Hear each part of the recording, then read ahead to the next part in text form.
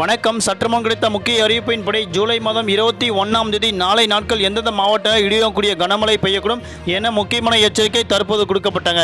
எல்லாமே இப்போ நம்ம பிரீஃபாக பார்த்தலாம். மறக்காம ஸ்கிப் பண்ணாம பாருங்க. உங்களுக்கு மழை பற்றி பல்வேறு முக்கிய விவரங்கள் உடனுக்குடன் துல்லியமாக தெரிந்து கொள்ள நம்மளோட சேனலை கீழே இருக்க ரெக்க பட்டனை கிளிக் பண்ணி சப்ஸ்கிரைப் பண்ணிக்கோங்க. பக்கத்தில் பெல் பட்டனை கிளிக் பண்ணிக்கோங்க.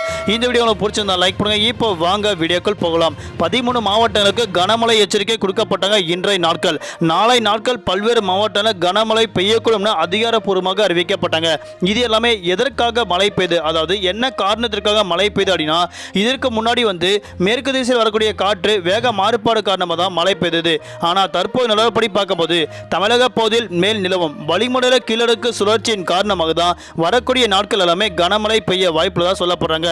முக்கியமாக தமிழ்நாடு, புதுவை, காரைக்கால் பகுதியில் ஒரு சில இடங்கள் லேசர் முதல் மிதமான மழையும் அவ்வப்போது இடி மின்னக்கூடிய கனமழை பெய்யக்கூடும். குறிப்பாக நீலகிரி, கோயம்புத்தூர், திருப்பூர், தேனி, திண்டுக்கல், கரூர், நாமக்கல், சேலம், தர்மபுரி, திருப்பத்தூர், திருச்சிராப்பள்ளி, புதுக்கோட்டை, சிவகங்கை, பெரம்பலூர், அரியலூர், தஞ்சாவூர், திருவாரூர், கடலூர், மயிலாடுதுறை மாவட்டங்கள் கனமழை பெய்ய வாய்ப்புள்ளது. குறிப்பாக காரைக்கால் மாவட்டம் மற்றும் காரைக்கால் சுற்று வட்டார பகுதியில் கனமழை பெய்ய வாய்ப்புள்ளது. நாளை மறுநாளும் 10க்கும் மேற்பட்ட மாவட்டங்கள் கனமழை பெய்யக்கூடும் என கூறப்பட்டாங்க.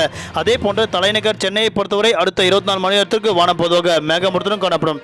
நகரின் ஒரு சில பகுதியில் லேசர் முதல் மிதமான மழையும் அவ்வப்போது இடியக்கூடிய கனமழை பெய்யக்கூடும். மீனவர்களுக்கான எச்சரிக்கை. குமரி கடல் பகுதி பலத்த காற்று மணிக்கு 60 கிலோமீட்டர் வேகத்தில் வீசிக்கொள்ளும் என்றால் மீனவர்கள் அப்பகுதிக்கு செல்ல வேண்டாம் என தற்போது முக்கிய எச்சரிக்கை ஒன்று சென்னை வானிலை ஆய்வு மையம் இயக்குனர் செந்தாமரை கண்ணன் அவர்கள் அறிவிக்கப்பட்டாங்க. நன்றி, வணக்கம்.